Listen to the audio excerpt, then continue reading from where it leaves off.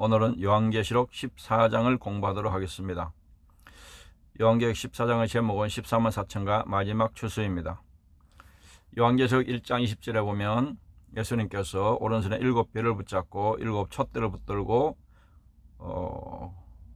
구원의 역사를 이루는 것이 바로 요한계시록의 사도 요한이 본 핵심 내용이라고 그랬습니다.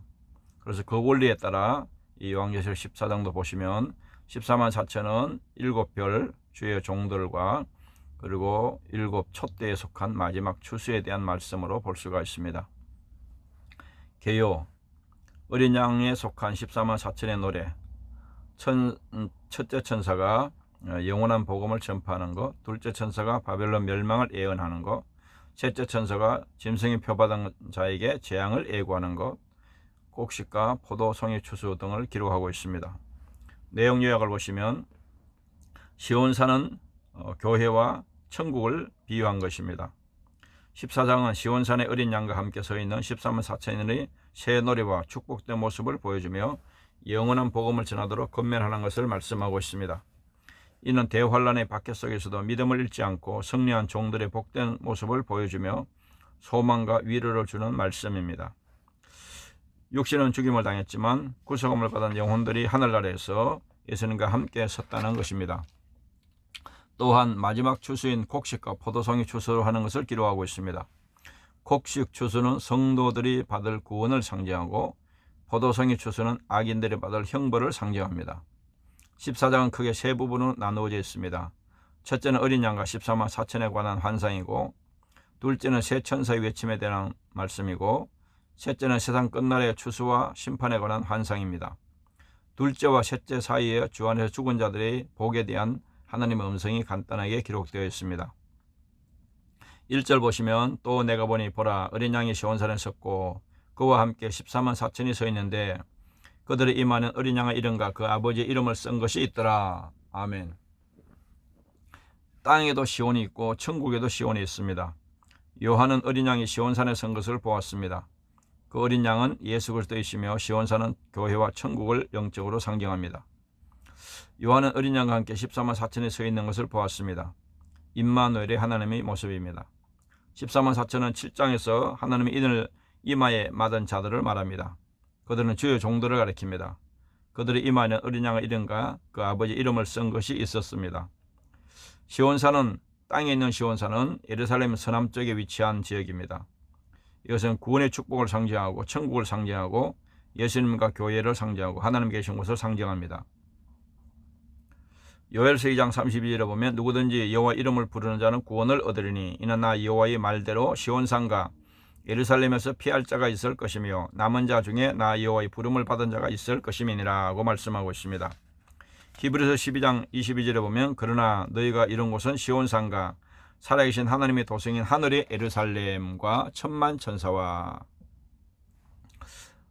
두 번째 14만 4천은 주의 종들을 상징합니다. 두 정인들 천국에 있는 모습을 본 것입니다. 계시록 7장 3절 4절에 이르되 우리가 우리 하나님의 종들의 이마에 인치기까지 땅이나 바다나 나무들을 해하지 말라 하더라. 내가 인침을 받은 자의 수를 들으니 이스라엘 자손의 각 지파 중에서 인침을 받은 자들이 14만 4천이니. 세 번째 이마의 어린 양의 이름과 아버지 이름은 신랑이신 예수님과 아버지신 하나님을 말합니다. 계시록 3장 12절에 이기는 자는 내 하나님의 성전의 기둥이 되게 하려니 그가 결코 다시 나가지 아니하리라. 내가 하나님의 이름과 하나님의 성 곧 하늘에서 내 하나님께로부터 내려오는 새 예루살렘의 이름과 나의 새 이름을 그 위에 기록하리라. 2절 보시면 내가 하늘에서 나는 소리를 들으니 많은 물소리와도 같고 큰 우레소리와도 같은데 내가 들은 소리는 거문고 타는 자들이 그 거문고를 타는 것 같더라. 아멘. 요한은 또 하늘에서 나는 큰 소리를 들었습니다. 그것은 많은 물소리와도 같고 큰 우레소리와도 같았으며 거문고 타는 자들이 거문고 타는 것 같았습니다. 그것은 14만 4천 명이 부르는 찬양의 소리입니다. 하늘에서 나는 소리는 찬양 소리를 말합니다. 계시록 7장 12절에 이르되 아멘 찬송과 영광과 지혜와 감사와 존귀와 권능과 힘이 우리 하나님께 세세토록 있을지어다 아멘 하더라. 많은 물소리는 우렁찬 소리를 나타냅니다. 생물들이 계시록 에스겔 1장 24절에 보면 생물들이 갈 때에 내가 그 날개 소리를 들으니 많은 물소리와도 같으며 전능자의 음성과도 같으며 떠드는 소리 곧 군대의 소리와도 같더니 그 생물이 설 때에 그 날개를 내렸더라. 큰 우레소리는 큰 소리를 말합니다. 시편 81편 7절에 보면 내가 고난 중에 부르짖음에 내가 너를 건졌고 우레소리의 은밀한 곳에서 내게 응답하여 머리와 물가에서 너를 시험하였도다 셀라. 검은 것 타는 소리는 악기 소리, 찬양 소리를 말합니다.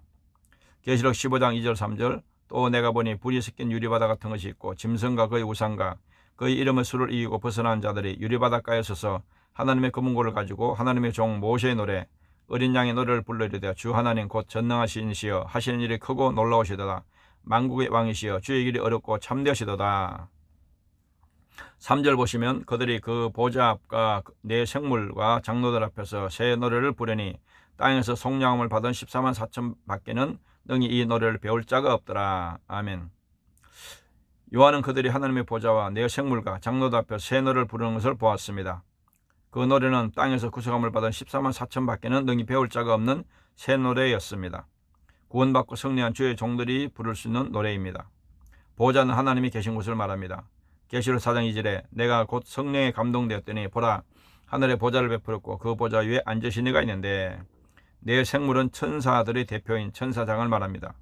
계시록 4장 6절 보좌과 수정과 같은 유리바다가 있고 보좌 가운데와 보좌 주위에 네 생물이 있는데 앞뒤에 눈들이 가득하더라. 장로들은 구원받은 성도들을 대표하는 것입니다.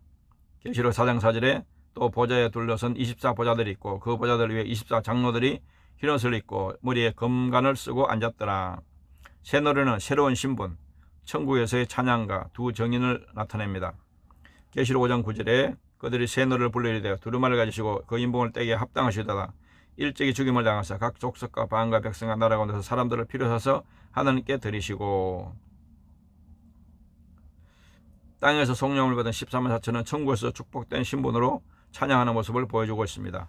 계시록 7장 13, 14절에 장로 중 하나가 응답하여 나에게 이르되 이 흰옷 입은 자들이 누구며 또 어디서 왔느냐 내가 말하기를 내 주여 당신이 아시나이다 하니 그가 나에게 이르되 이는 큰 환란에서 나오는 자들인데 어린 양의 피에 그 옷을 씻어 희게 하였느니라.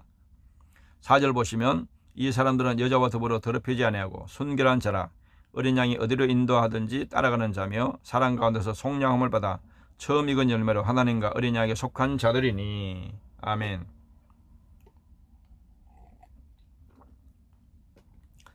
(14만 4천의) 주의 종들의 특징을 묘사하고 있습니다. 첫째로 그들은 세상으로 더럽히지 아니한 영적으로 순결한 자들입니다. 둘째로 그들은 순종하는 자들입니다. 주님이 어디로 인도하든지 모든 것을 버리고 따라가는 자들입니다. 셋째로 그들은 하나님의 첫 열매입니다. 넷째로 그들은 하나님 어린 양에게 속한 자들입니다. 하나님의 종이요 예수 그리스도의 종입니다. 여자와 더불어 더럽히지 않다. 음녀와 타협하지 않은 신앙을 말합니다. 레위기 21장 21절에 제사장 아론의 자손 중에 흠이 있는 자는 나와 여호와께 화제를 드리지 못할지니 그는 흠이 있은즉 나와서 그의 하나님께 음식을 드리지 못하느니라. 하나님께 구별된 제사장들은 흠이 없는 거룩한 자들이어야 됐습니다. 순결한 자는 믿음의 정절을 지킨 신앙을 말합니다. 레위기 21장 17절에 아론에게 말하여 이르라 누구든지 너희 자손 중 대대로 육체에 흠이 있는 자는 그 하나님의 음식을 드리려고 가까이 오지 못할 것이니라. 어린 양의 인도에 순종하는 것인데 온전히 순종하는 신앙입니다. 디도서 1장 7절에 보면 감독은 하나님의 청지기로서 책망할 것이 없고 제 고집대로 하지 아니하며 급히 분내지 아니하며 술을 즐기지 아니하며 구타하지 아니하며 더러운 이득을 탐하지 아니하며. 처음 익은 열매는 성도 중 예수 그리스도의 첫 열매입니다. 대환란 때 첫 부활의 열매를 볼 수가 있습니다. 민수기 3장 45절에 이스라엘 자손 중 모든 처음 태어난 자 대신에 레인을 취하고 또 그들의 가축 대신에 레인의 가축을 취하라. 레인은 내 것이라. 나는 여호와이니라. 다섯 번째, 하나님과 어린 양에 속한 자들입니다. 오직 하나님과 예수님께 소속된 자들을 말합니다. 로마서 1장 1절에 예수 그리스도의 종 바울은 사도로 부르심을 받아 하나님의 복음을 위해 택정함을 입었으니. 5절 보시면 그 입에 거짓말이 없고 흠이 없는 자들이더라. 아멘. 다섯째로 그들은 그 입에 거짓말이 없고 흠이 없는 자들입니다. 비진리를 전하지 않고 진리로 무장하고 진리만을 전하는 진실하고 거룩한 종들을 말합니다. 거짓말이 없다는 것은 진리로 무장하고 진리만을 전하는 것을 말합니다. 마태복음 24장 45절에 충성되고 지혜 있는 종이 되어 주인에게 그 집 사람들을 맡아 때를 따라 양식을 나눠줄 자가 누구냐. 흠이 없는 자들은 거룩한 종들을 말합니다. 베드로전서 3장 2절에 곧 거룩한 선지자들이 예언한 말씀과 주 대신 구주께서 너희의 사도들로 말미암아 명하신 것을 기억하게 하려 하노라. 선지자와 사도들은 거룩하게 구별된 종들이었습니다. 6절 또 보니 다른 천사가 공중에 날아가는데 땅에 거주하는 자들 곧 모든 민족과 종족과 방언과 백성에 전할 영원한 복음을 가졌더라. 아멘. 요한은 온 세계에 전할 영원한 복음을 가지고 공중에 날아가는 천사를 보았습니다. 천사가 공중에 날아가는 것은 하나님의 뜻을 신속히 수행하는 것을 상징합니다. 그가 가지고 있는 복음은 영원한 복음입니다. 복음의 효력은 영원합니다. 복음은 위대한 하나님의 능력입니다. 복음은 사람을 살리고 구원하여 영생을 줍니다. 복음은 사람에게 영원한 천국과 영생을 주는 것입니다. 그것은 마지막 심판 전에 온 세계에 증거되어야 할 마지막 복음입니다. 성경은 복음을 믿어야 구원받는다고 말씀하고 있습니다. 전도와 선교의 문이 열려야 큰 은혜와 복이 임하게 됩니다. 성령을 주시는 가장 큰 목적은 바로 영혼 구원을 위해서입니다. 성령을 받은 사람은 전도하고 싶은 마음이 생깁니다. 택한 백성이 다 구원받고 하나님께 돌아와야 주님이 재림이 임하게 됩니다. 땅에 거주하는 자들은 전 세계 사람들을 말합니다. 마가복음 10장 15절을 또 이르시되 너희는 온 천하에 다니며 만민에게 복음을 전파하라. 영원한 복음은 전 세계 사람들에게 전할 계시록 말씀 재림의 복음을 말합니다. 계시록 10장 7절에 보면 일곱째 천사가 소리내는 날 그의 나팔을 부르고 할 때 하나님이 그 종 선자들에게 전하신 복음과 같이 하나님의 비밀이 이루어지리라 하더라. 7절 보시면 그가 큰 음성으로 이르되 하나님을 두려워하며 그에게 영광을 돌리라. 이는 그의 심판의 시간이 이르렀으니 하늘과 땅은 바다와 물들의 근원을 만드신 이를 경배하라 하더라. 아멘. 그 천사는 큰 음성으로 그 복음의 내용을 외쳤습니다. 그것은 하나님의 심판의 시간이 되었으니 하나님을 두려워하고 그에게 영광을 돌리며 천지와 바다와 샘들의 근원을 만드신 이에게 경배하라는 내용입니다. 모든 사람은 하나님께 영광을 돌리며 경배해야 합니다. 그들은 진심으로 하나님을 섬기며 그에게 온전히 순종해야 합니다. 심판의 시간은 재림의 때를 말합니다. 사도행전 17장 31절에 이는 정하신 사람으로 하여금 천하를 공의로 심판할 날을 작정하시고 이에 그를 죽은 자 가운데서 다시 살리신 것으로 모든 사람에게 믿을 만한 증거를 주셨음이니라 하니라. 만물 근원을 만드신 이를 경배하는 것은 오직 하나님께만 경배하는 예배의 중요성을 말합니다. 로마서 11장 36절 이는 만물이 주에게서 나오고 주로 말미암고 주에게로 돌아감이라. 그에게 영광이 세세 있을지어다. 아멘. 8절 보시면 또 다른 천사고 둘째가 그의 뒤를 따라 말하되 무너졌도다 무너졌도다 큰 성 바벨론이여 모든 나라에게 그의 음행으로 말미암아 진노의 포도주를 먹이던 자로다 하더라. 아멘. 다른 한 천사가 두 번째 천사의 외침은 큰 성 바벨론이 무너졌다는 내용입니다. 큰 성 바벨론은 마지막 날에 반드시 무너질 것입니다. 이 바벨론은 짐승을 탄 음료로 세속화된 배교한 교회를 가리키며 그것은 세계 통합주의를 중심으로 이루어질 것입니다. 음행은 육적인 의미와 영적인 의미 둘 다 의미가 있습니다. 교회는 모든 종교들을 통합하는 종교다원주의가 될 것이고 세상의 부귀와 향락을 조장하는 세속화된 교회가 될 것입니다. 마지막 때에 나타날 전 세계적인 교회의 배교적인 중심은 세계 통일 정부가 될 것입니다.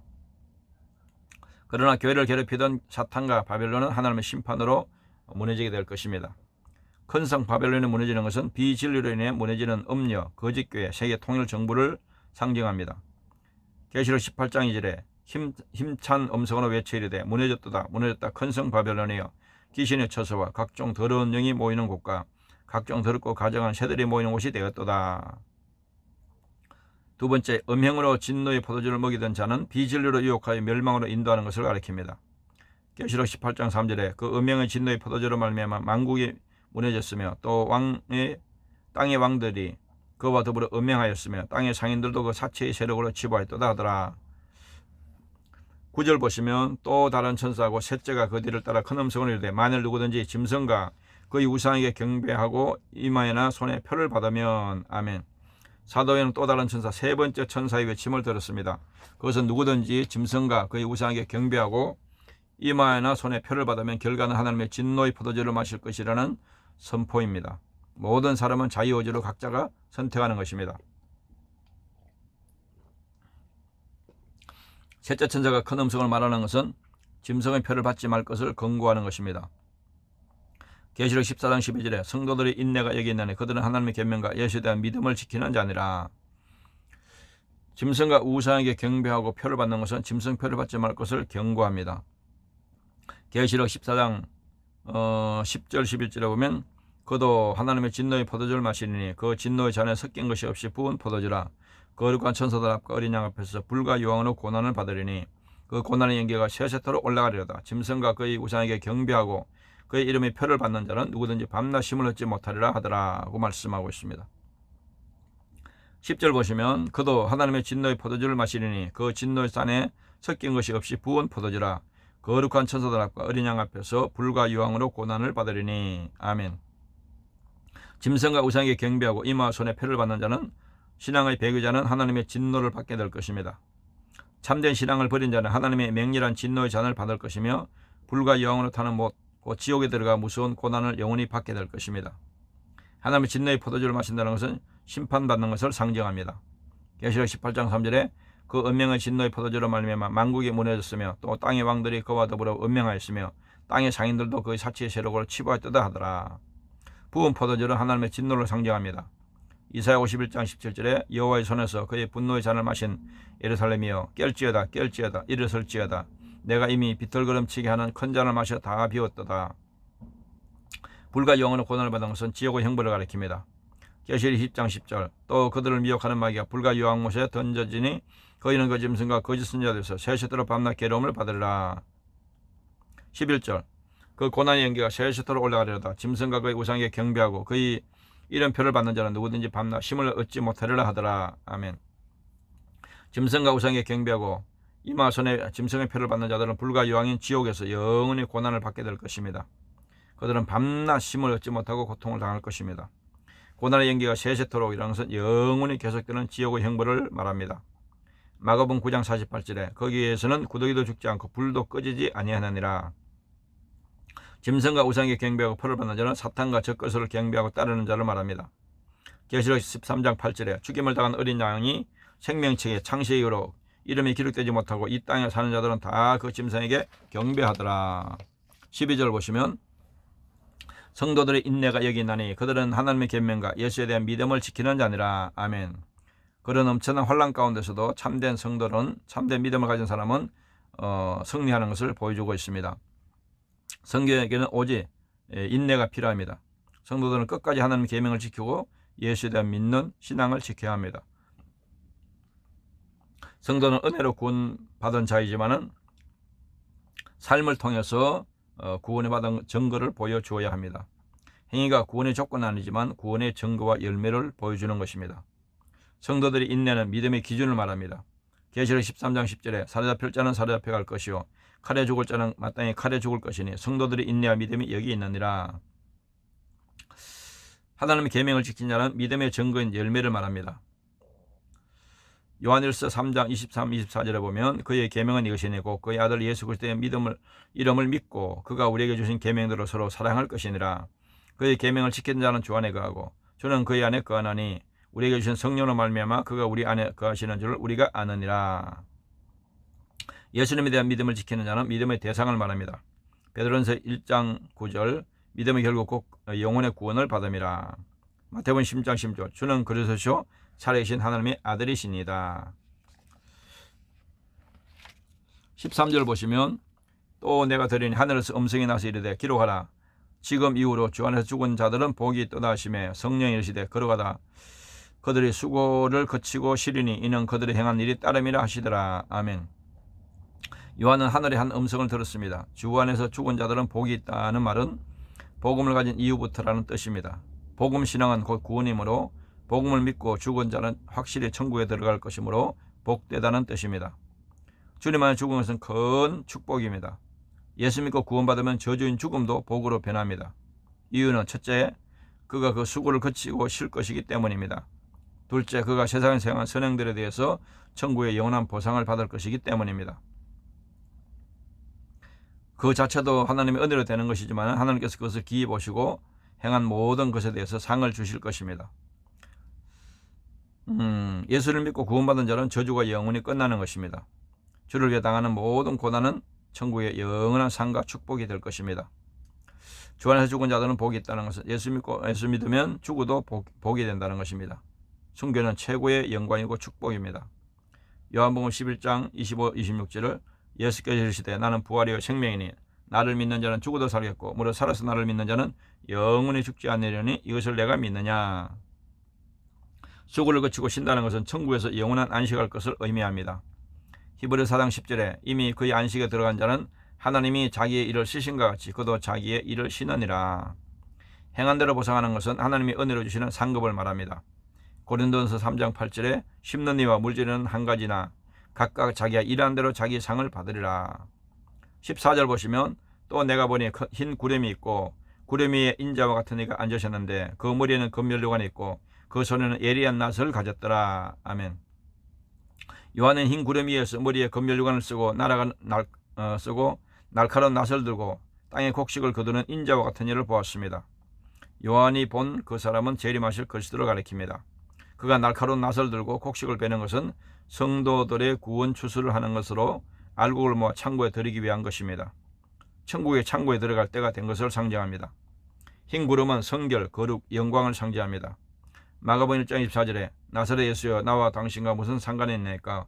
우리를 멸하러 왔나이까? 나는 당신이 누군지 아노니 하나님의 거룩한 자니이다. 구름 위에 계신 인자는 예수 그리스도를 상징합니다. 마태복음 24장 30절에 그때 인자의 징조가 하늘에서 보이겠고 그때 땅의 모든 족속들이 통곡하며 그들의 인자가 구름을 타고 능력과 큰 영광으로 오는 것을 보리라. 머리에 금면류관은 만왕의 왕이신 예수 그리스도의 영광을 상징합니다. 계시록 19장 16절에 그 옷과 그 다리에 이름을 쓴 것이 있으니 만왕의 왕이요 만주의 주라 하였더라. 손에 예리한 낫을 가진 것은 추수하는 도구인 말씀을 상징합니다. 히브리 4장 12절에 하나님의 말씀은 살아있고 활력이 있어 좌우의 낫은 어떤 것보다도 예리하여 혼과 영과 및 관절과 골수를 찔러 쪼개까지 하며 또 마음의 생각과 뜻을 판단하나니. 15절 보시면 또 다른 천사가 성전으로부터 나와 구름 위에 앉은 이를 향하여 큰 음성으로 외치리되 당신의 낫은 휘둘러 거두소서 땅의 곡식이 다 익어 거둘 때가 이르렀습니다 하니. 아멘. 다른 천사가 예수님을 향하여 낫을 휘둘러 거두소서 땅의 곡식이 익어 거둘 때가 되었다고 말합니다. 구원의 추수 때가 되었으니 예수님께 추수해달라고 요청하는 것입니다. 낫을 휘둘러 거두소서 예수님께 추수해달라고 요청합니다. 마태복음 13장 29절 30절에 보면 주인이 이르되 가만두라 가라지를 뽑다가 곡식까지 뽑을까 염려하노라. 둘 다 추수 때까지 함께 자라게 두라. 추수 때에 내가 추수꾼들에게 말하기를 가라지를 먼저 거두어 불사르게 단으로 묶고 곡식을 모아 내 곡간에 넣으라 하리라. 곡식이 이어 거둘 때가 됐다는 것은 구원 추수의 때가 된 것을 이야기합니다. 요한복음 4장 35절 36절에 보면 너희는 넉 달이 지나야 추수할 때가 이르겠다 하지 아니하느냐. 그러나 나는 너희에게 이르노니 너희 눈을 들어 밭을 보라. 휘어져 추수하게 되었도다.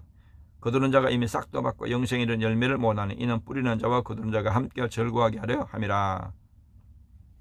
16절 보시면 구름 위에 앉은 이가 낫을 땅에 휘두르매 땅의 곡식이 거두어지니라. 아멘.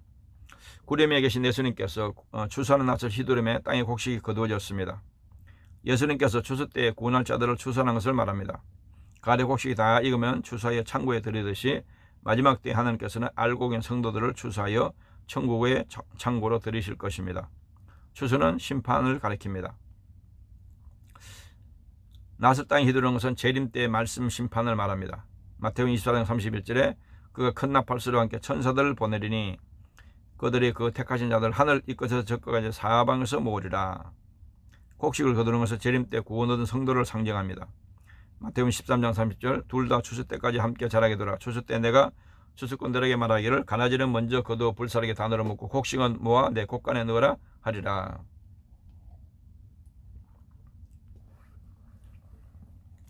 (17절) 보시면 또 다른 천사가 하늘에서 성전에서 나오는데 역시 예리한 낫을 가졌더라. 아멘. 또 다른 천사가 날카로운 낫을 가지고 있는 것을 심판을 상징합니다. 천사가 성전에서 나오는데 하나님의 심판을 말합니다.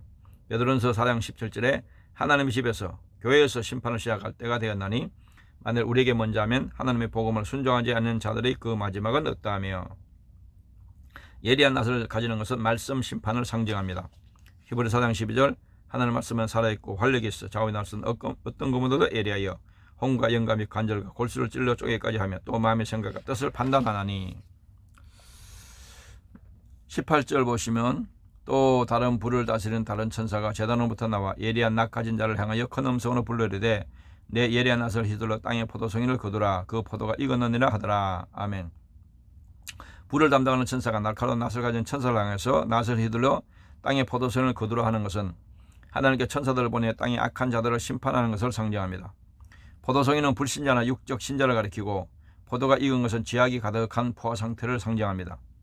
곡식은 성도들이 누릴 구원의 완성을, 포도송이는 악인들을 향한 하나님의 진노의 형벌을 나타냅니다. 가라지를 심판하는 추수를 말합니다. 불을 다스리는 천사는 불심판을 말합니다.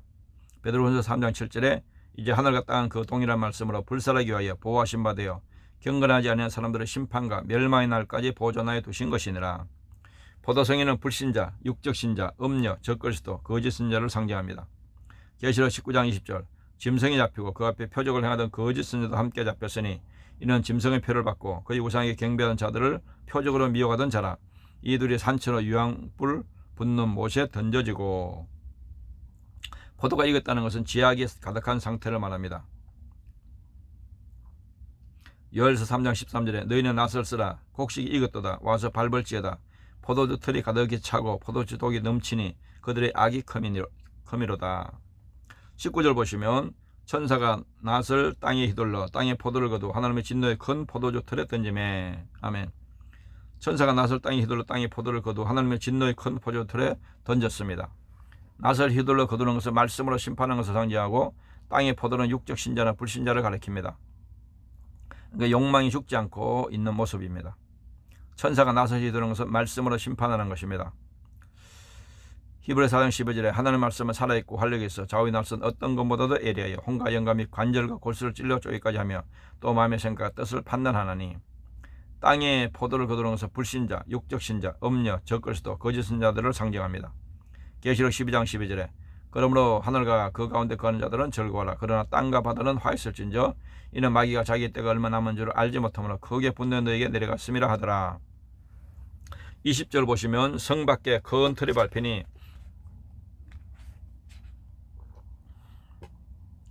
틀에서 피가 나서 말굴레까지 닿았고 1600사다전에 퍼졌더라. 아멘. 성 밖에서 포도 틀에 밟히니 피가 말굴레까지 닿았고 1600사다전에 퍼졌는데 성 밖은 천국 밖을 상징하고 피가 말굴레까지 무릎까지 닿은 것은 심판의 참혹함을 말합니다. 1600사단에 퍼진 것은 전 세계 심판의 범위를 상징합니다. 성 밖은 형벌의 장소, 천국 바깥을 말합니다. 마태복음 8장 12절 그 날에 본 자손들은 바깥 어두운 데 쫓겨나 거기서 울며 이를 가게 되리라. 피가 말굴까지 닿은 것은 심판의 참혹함을 말합니다. 이사야 63장 3절 만민 가운데 나와 함께 한 자가 없이 내가 홀로 포도주 틀을 밟았는데 내가 노함으로 말미암아 무리를 밟았고 분함으로 말미암아 짓밟았으므로 그들의 선혈이 내 옷에 튀어 내 의복에 다 더럽혔으니. 아멘. 1600사다전은 전 세계적인 심판을 상징합니다. 사도행전 17장 31절에 이는 정하신 사람으로 하여금 천하를 공의로 심판을 하를 작정하시고 이에 그를 죽은 자 가운데 다시 살리신 것으로 모든 사람이 믿을 만한 증거를 주었음이라 하니라. 적용과 나눔을 보시면 핍박을 계속 받는 성도들에게 하나님의 심판에 대해서 미리 보여주고 있습니다. 환난을 이기고 승리한 성도들에게 상급과 안식을 약속하고 있습니다. 14만 4천 명의 신앙의 모습을 본받아야 합니다. 잠깐의 환난을 두려워하여 짐승과 우상에게 경배하고 패를 받으면 불과 여왕 속에서 영원히 고통을 받고 고통을 당하게 될 것입니다. 그러나 잠깐의 환난을 믿음으로 이기면 영원히 천국의 행복과 상급을 받게 될 것입니다. 내 신앙을 잘 점검해 보아야 합니다. 영혼 추수 사명을 우리가 잘 감당해야 합니다. 첫째로 주 안에서 죽은 자들이 복됨을 깨달아야 합니다. 예수 믿는 것은 죽은 것도 복입니다. 천국에서 영생을 누리기 때문입니다. 둘째로 하나님과 주 예수 그리스도 밖에서 사는 것과 죽는 것은 영원한 저주고 화이고 심판입니다. 지옥에서 영원한 행벌을 받기 때문입니다. 우리는 끝까지 인내하며 참된 믿음을 지키고 승리해야 합니다. 셋째, 영혼을 구원하는 추수의 사명을 우리가 잘 감당해야 됩니다. 주님의 지상 명령이 바로 땅끝까지 복음을 전하고 모든 족속을 제자로 삼으라는 주님의 명령입니다. 오늘은 여기까지 공부하도록 하겠습니다. 감사합니다.